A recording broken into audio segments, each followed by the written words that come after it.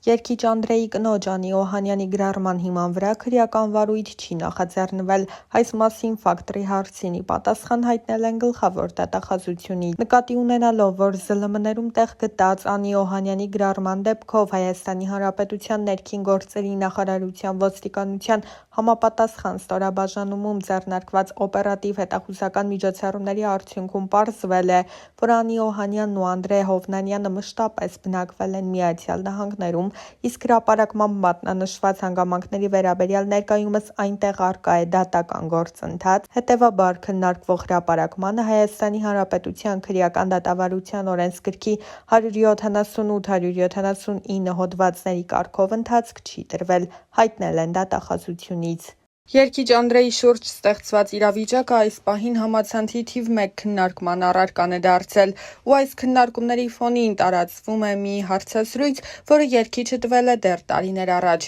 Այն ներկայացնում ենք ձեր ուշադրությանը։ Իմ փոխարեն շատ բաներ են որոշում, արդեն սովոր եմ այդ ամեն ինչին ու վաղուց կարելի է ասել արդեն 20 տարուց ավել։ Եթե այդպես են որոշել, որ ես ամուսնացել եմ ու այդպես են մտածում, թող այդպես լինի։ Ես որևէ մեկնաբանություն չեմ ուզում տալ այդ ամենի շուրջ, որովհետև կարծում եմ, այդ հարցերի պատասխանը տրվեց քեզ տերեմ տեսահոլովակում։ Բայց դրանից հետո էլ շարունակվեցին շնորհավորանքներ, երևի միշտ էլ հետաքրքիր է մարդու անձնականը, բայց ես կցանկանայի, որ իմ արվեստը ավելի շատ հետաքրքրեր մարդկանց։ Ուրախ եմ, որ իմ արվեստը իսկապես հետաքրքիր է այն հանդիսատեսին, որը 20 տարի շարունակ իմ կողքին է։ Նրանք, ովքեր ինձ այս տարիների ընթացքում հասցրել են ճանաչել, վստահ եմ գիտեն, որ ես երբևիցե իմ անձնական կյանքն ու հարաբերությունները չեմ սիրելի ցույց դնել հանրությանը։ Բոլորին հետաքրքրող ցանկացած հարցի պատասխան հենց տեսահոլովակում է, ընդամենը պետք է այն սկզբից մինչև վերջ դիտել, բայց ցավոք այսօր մարդիկ միայն լուսանկարներով են կարծիք կազմում կամ միայն նյութերի վերնագրեր ընթերցելով,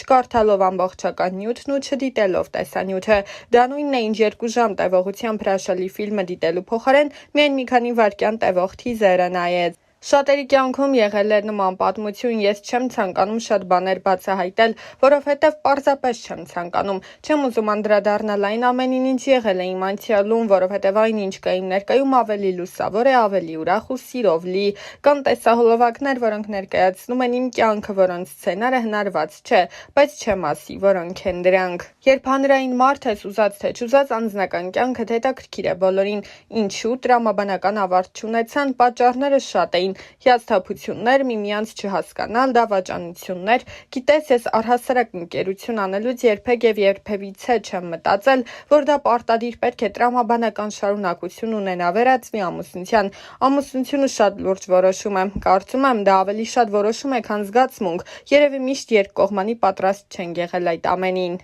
Այո, իմ սիրտն էլ են շատ կոտրել, բայց ավելի ճիշտ կլինի ասել այն ոչ թե կոտրված է եղել, այլ հիասթափված։ Եղել է շրջան, որ դադարել էի հավատալ անկեղծ սիրուն, թեև շատ գեղեցիկ երգեր էի երգում սիրո մասին, բայց ինքս չէի հավատում սիրուն։ Բայց իհարկե, եթե մի բան մեկ անգամ չի ստացվում, չի նշանակում, որ պետք է դադարել հավատալ։ Այսօր կարծես թե հատկապես անձնական կյանքում բոլորն ավելի էգոիստ են դարձել, ավելի շատ իրենք իրենց մասին են մտածում։ Ես կարծում եմ, եթե անձնական կյանքի մասին է խոսքը 1+1 հավասար է ոչ թե 2-ի, այլ 1+1 հավասար է 1-ի, որովհետև 2 հոգի պետք է 1 դառնան, մի ամբողջություն, ոչ թե ամեն մեկը փորձի իր սկզբունքները առաջ տանել։ Զիջումներն այսօր մոռացվել են։ Հիասթափություններ շատ են եղել, բայց երբևիցե չեմ չարացել։ Չեմ հիշում նման դեպք, որ ես իմ չստացված անձնական պատմության ավարտին տրագեդիա սարքեի մեկի համար։ Բայց եղել է դրա հակառակը, երբ նա, ով տվյալ շրջանում կողքիս է եղել, փորձել է կյանքս թունավորել։ Ժամանակի հարցեր ես անգամ պատասխան չէի տալիս եւ այդ ամեն ինչն անցնում ու մոռացվում էր ուղղակի։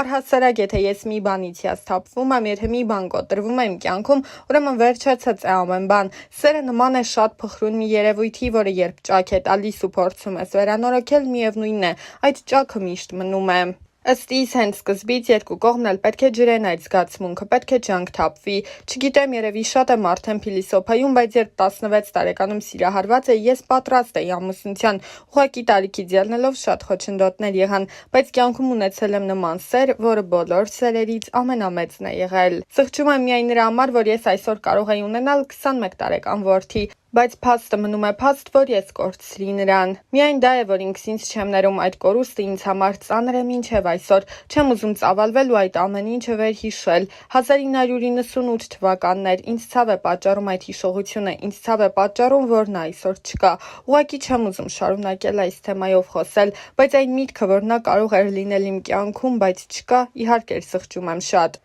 Այն ժամանակ երկուսս էլ ունեինք մեր կյանքը, մեր նպատակները։ Չեմ ուզում ասել, որ ամեն ինչ փուչ էր, բայց ամեն դեպքում ես իմ ներսում այդ պակասը զգում եմ, նշել էր Անդրեն։ Հիշեցնենք, որ ավելի վաղ Անի Օհանյանը գրել էր. Իմ ճանապարհը լի էր վախերով ու պայքարով։ Ես սիրում էի այն մարդուն, ով հմայեց ինձ, բայց ջենթլմենի գեղեցիկ դիմակի հետևում սարսափելիներ թաքնված։ Սկզբում ամբողջ ժողովրդի աչքի առաջ ծնվեց հեքիաթը։ Դուք հավատացիք նրան այնպես, ինչպես ես։ Շուտով աշխարհը սկսեց փլուզվել։ Իմ ամեն օրը սկսվում էր տագնապով ու անհանգստությունով։ Այսօր նա չար կլինի, թե բարի, նորից կվիրավորի, կհարվածի, թե կրկին սպառնալու է, որ կզրկի երեխայից։ Ես կարծում էի, որ կարող եմ փրկել ընտանիքը և փոխել նրան դեպի լավը, սակայն նրա ագրեսիան միայն աճում էր։ Նա չէր գիտակցում, թե որքան ցավ է պատճառում ինձ։ Ես զգում էի, որ հոգիս դանդաղորեն քանդվում է, բայց շարունակում էի հուսալ, որ նա կհասկանա և կփոխվի։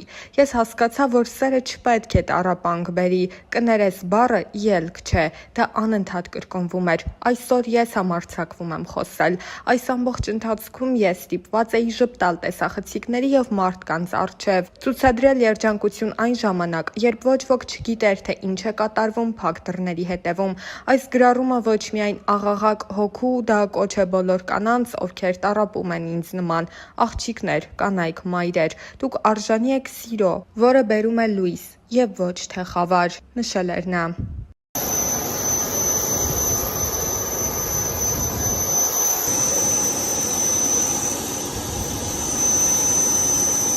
What you code on this door, just keep out. I'm going to give you some information until then, please. And one more.